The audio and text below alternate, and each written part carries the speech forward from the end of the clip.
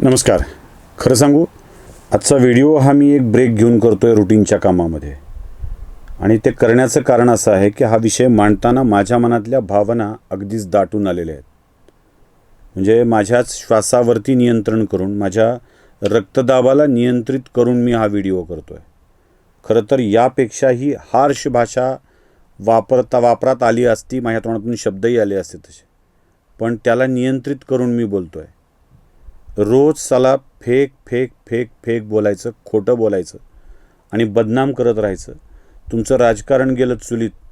आमच्या हिंदू धर्माच्या ग्रंथाला आणि हिंदू धर्मातल्या ब्राह्मणांना पुन्हा पुन्हा टार्गेट करण्याचा जो अघोरी प्रकार चालला आहे ना, निष्कारण, त्याच्यावरती मला व्यक्त व्हायचं आहे. नक्षलवादी जन्माला कसे येतात ना, ते या असल्या खोट्या प्रोपोगंड्यावरून कळतं. आणि जर या स्वरूपाचे आरोप पुन्हा पुन्हा होत राहिले तर खरोखरच दिमागी नक्षल, शहरी नक्षल यापेक्षाही हिंदुत्ववादातला आपला विचार मांडणारा वेगळा नक्षल प्रवर्ग निर्माण होईल, हे लक्षात ठेवा. कारण या सगळ्या बाबी इतक्या चुकीच्या पद्धतीनं मांडल्या जात आहेत. ते राहुल गांधी नावाचं बांडगुळ परवा पुण्यात येऊन गेलं. शब्द आता असेच स्वरूपाचे येत आहेत. आणि पुण्यात येऊन मनुवाद मांडला. सगळ्या वृत्तपत्रांनी बातम्या याच अर्थाच्या केल्या आणि मनुवाद मांडला. इंग्रजीत भाषांतर केलेली एक क्लिप दाखवली, ती बघा. A female belongs to her father. In youth, she belongs to her husband. When her lord is dead, she belongs to her sons. A woman must never be independent. This is a direct quote from the Manusmriti. And these words are पाहिली, स्त्रिया सर्व काळ सगळ्यांच्या अंकित राहिल्या हव्यात, ती स्वतंत्र राहायला नको, हे असले काही मांडणी केली. मनुस्मृतीतल्या 9व्या अध्यायातला 3रा श्लोक आहे. पिता रक्षति कौमार्या या स्वरूपाचा. न स्त्री स्वातंत्र्यम अहर्ती असा तो श्लोक आहे. आणि स्त्रीला स्वातंत्र्य नाही या अर्थाचा दावा मनु करतो. आणि असल्या धर्ममार्तंडांनी मनुवाद जोपासला आहे आणि स्त्री स्वतंत्र नसायला हवी असं मांडलं आहे, असं राहुल गांधी सांगून तोच पुन्हा पुन्हा प्रसार करू इच्छितो आहे. राहुल गांधीच्या तोंडावर मला आता मनुस्मृतीतले 17 श्लोक फेकून मारायचे आहेत. ठरवून फक्त 17 मारतोय. 60 मारता आले असते. एवढं झेपणार नाही, कारण त्या राहुल गांधींची एवढी बौद्धिक कुवत नाही असं मला वाटतं आहे. जेव्हा दुसऱ्यांनी दिलेल्या स्पून फिडिंगवर राहुल गांधी बोलू लागतात, इथेच खरी गडबड होते. राहुल गांधी, तुमच्या पक्षापासून या देशातला बहुसंख्य माणूस दुरावतो आहे. त्याचं कारण हे आहे. मनुस्मृतीतल्या 9व्या अध्यायातल्या 3ऱ्या श्लोकाचा मुळातच अर्थ तुम्ही खोटा सांगितलाय. तो श्लोक काय आहे ते बघा.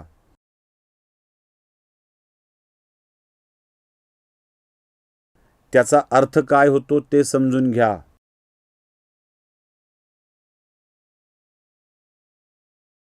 पित्याने बालपणात स्त्रीचं रक्षण करावं. भावाने तिच्या आणखी पुढल्या वाढलेल्या वयात रक्षण करावं. पतीने तिच्या तारुण्यात रक्षण करावं. तर पुत्राने तिच्या वृद्धापकाळात तिचा सांभाळ करावा. स्त्री ऑल टाईम प्रोटेक्टेड आहे असा त्याचा अर्थ होतो. स्त्री स्वतंत्र नाही असा त्याचा अर्थ होत नाही.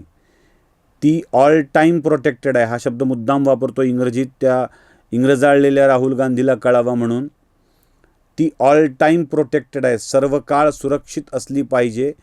आणि हा सगळा नियम तेव्हा तयार होत होता जेव्हा राहुल गांधीच्या कुळातल्या कितीशेव्या पिढ्या मागे असतील नसतील मला माहीत नाही, तेव्हा होत्या. तुमची ही स्वातंत्र्य, समता, समानता, जात हा असला कोणताही भेद नव्हता. त्या काळात हा श्लोक तयार झालेला आहे आणि तिथे स्त्रीला ऑल टाईम प्रोटेक्टेड दर्जा दिलेला आहे. जसा कोणत्याही सरकारच्या काळात विमानतळावर आपल्या आईला म्हणजे सोनिया गांधीला विशेष दर्जा होता ना, तसा दर्जा मनुस्मृतीने स्त्रियांना ऑल टाईम प्रोटेक्टेड म्हणून दिला आहे. मनुस्मृतीचा कायदा कधीच नव्हता आणि तो कधीच कोणत्याच सरकारांनी किंवा कोणत्याच राजांनी कोणत्याही साम्राज्यानी पाळलेला नाही आहे. पण उगाच एका पुस्तकातल्या संदर्भाला घ्यायचं आणि खोटे अर्थ सांगायचे, हे धंदे बंद करा. राहुल गांधी, मी तुमचा फोटो मुद्दाम तो थंबनेलला लावला आणि आत्ताही दाखवतो, जरा बघा. इथे त्या कांबळीत गुंडाळलेला शरिया तुम्हाला नाही दिसला आणि उघड डोक्यानी उजळ माथ्यानी फिरणाऱ्या हिंदू स्त्रीला, तिला तुम्ही अवमानित आहे, तिला छळल्या गेलेलं आहे, तिला बंदिस्त ठेवलं आहे असं म्हणता. याच फोटोत तुम्हाला एक स्त्री राहुल गांधीच्या बाजूला दिसते आहे, जी पूर्णतः एका चादरीत गुंडाळलेली आहे. चादरीतच की, फक्त तोंडाचा काही भाग दिसतोय, दुसरी तर तोंडही न दाखवता बोलत होती. पण हिंदू मुलगी तिथे खुलेपणाने चेहरा शरीर दाखवत बोलत होती. हा या हिंदू धर्माचं वैशिष्ट्य आहे. चला राहुल गांधींना पुरावे दाखवू. राहुल गांधींना दाखवून फायदा नाही याची मला पूर्ण कल्पना आहे. फक्त राहुल गांधींचं ऐकून ज्यांच्या मनात संभ्रम निर्माण होतात ना, त्यांच्यासाठी मला हे पुरावे दाखवायचे आहेत. पुरावे क्रमांक 1, अध्याय 3, 56वा श्लोक तुम्हाला स्क्रीनवर दिसतोय. हा श्लोक नेहमीच वापरला जातो. यत्र नायस्तु पूजन्ते रमन्ते तत्र देवता. हा मनुस्मृतीतला आहे. मनुस्मृतीतल्या 3ऱ्या अध्यायातला 56वा श्लोक आहे.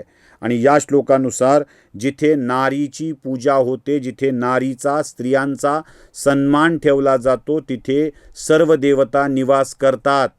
आणि जिथे नारीचा सन्मान केला जात नाही, त्या कुटुंबाला दुःखाचा सामना करावा लागतो, असा या श्लोकाचा अर्थ आहे. आणि तो श्लोक हेच सांगतो की स्त्रियांचा सन्मान करायला हवा. याच अध्यायातला 57वा श्लोक तुम्हाला मी दाखवतो, ज्यात म्हटलंय की पतीच्या भ्रष्ट आचरणाने पीडित असलेली स्त्री ज्या घरात असते, त्या घराचा, त्या कुळाचा नाश होतो. पुन्हा शब्द सांगतो, पतीच्या भ्रष्ट आचरणाने पीडित असलेली दुःखी स्त्री ज्या घरात असते, त्याच्या कुळाचा नाश होतो. आणि जिथे पतीच्या आचरणाने प्रसन्न असलेली स्त्री असते, त्या कुळाची सर्वार्थाने चांगली अशा स्वरूपाची वृद्धी होत असते. पुढचा श्लोक दाखवतो, 3ऱ्या अध्यायातला 58वा श्लोक. मी वेगवेगळ्या अध्यायातले श्लोक दाखवणार आहे. 3ऱ्या अध्यायातला 58वा श्लोक बघा. ज्या कुटुंबात अनादराने, अपमानाने पीडित दुःखी स्त्री निवास करत असते, त्या कुटुंबाला विषप्रयोगाने एकदाच संपवावे अशा स्वरूपात ती कुटुंब संपत असतात. स्त्रीचा अपमान, अनादर करू नका असं स्पष्टपणे मनुस्मृती सांगते. आणि केलातच तर तुमच्या परिवाराचा नाश होईल असं मनुस्मृती म्हणत असते. 3ऱ्या अध्यायातलाच 59वा श्लोक तुम्हाला मी दाखवतो. त्या श्लोकाचा अर्थ काय होतो नीट समजून घ्या. ऐश्वर्याची इच्छा असलेला प्रत्येक मनुष्य हा स्त्रियांच्या वस्त्रांचा व दागिन्यांचा, आभूषणांचा सन्मान करत असतो. जो स्त्रियांच्या वस्त्राचा सन्मान करेल, आभूषणांचा सन्मान करेल, त्यालाच ऐश्वर्य प्राप्त होते. हे स्त्रियाचं स्थान आहे मनुस्मृतीमधलं. 3ऱ्या अध्यायातला 62वा श्लोक तुम्हाला मी दाखवतो स्क्रीनवर, तोही बघून घ्या. जो पत्नी प्रसन्न ठेवत नाही, असा परिवार अप्रसन्न असतो, रोगग्रस्त असतो. बायको प्रसन्न नसेल तर परिवार अप्रसन्न आणि रोगग्रस्त राहतो, हे लक्षात ठेवा. हे सांगणारी मनुस्मृतीच आहे. 3ऱ्या अध्यायातले एवढे श्लोक सध्यापुरते पुरेसे आहेत.